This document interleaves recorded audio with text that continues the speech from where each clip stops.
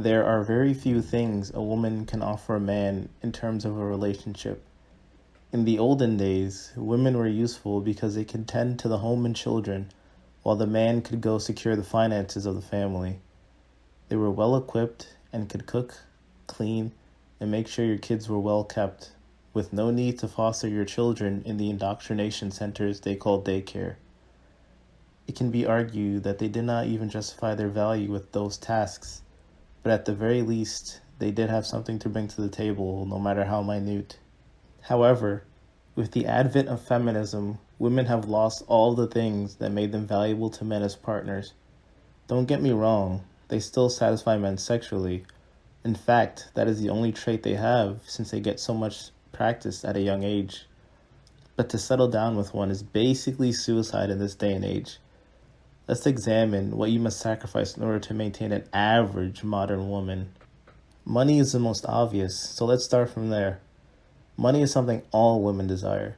She may try to say she doesn't care about finances, but that is a farce to get you to tie the knot.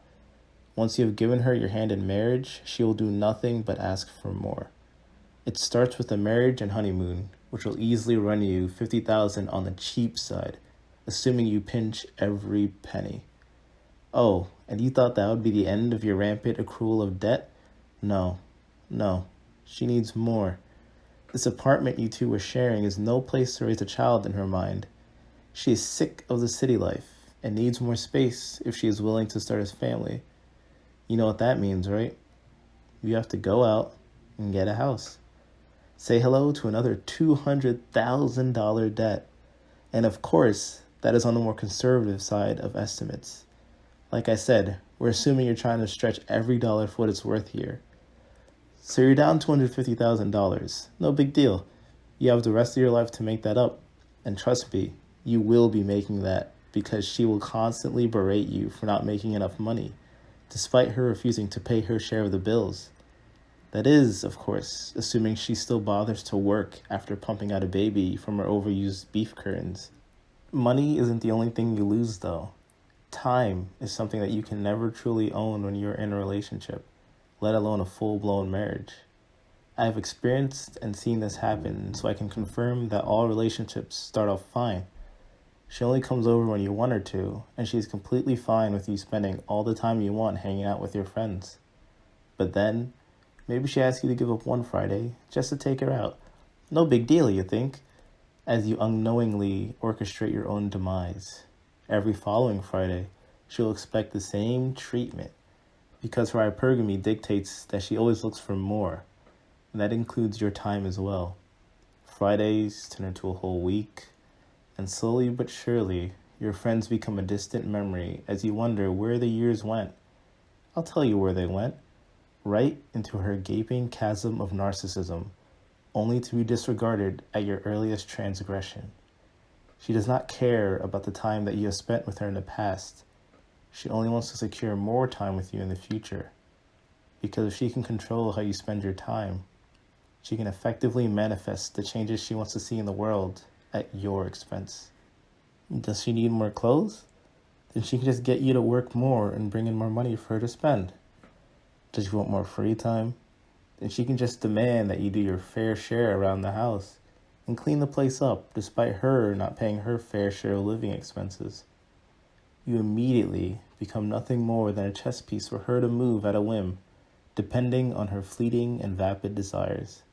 All this seems absolutely horrible, sure, but it is honestly a cakewalk when you compare it to the absolute shit show that is the divorce and family court.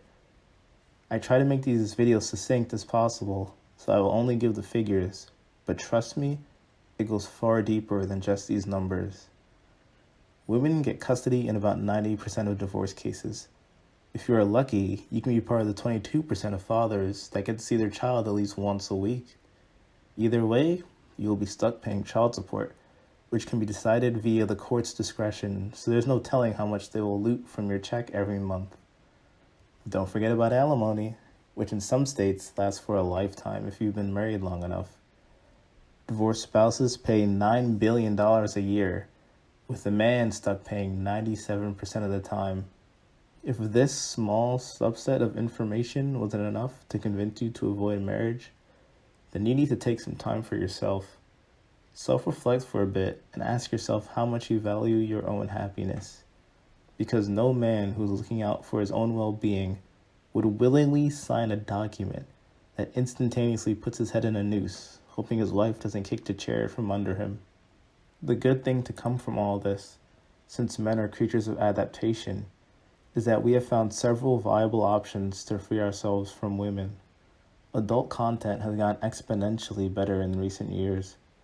VR, sex dolls, AI, hell, even artificial wombs, though relatively primitive, still serve to remove what little value women have left.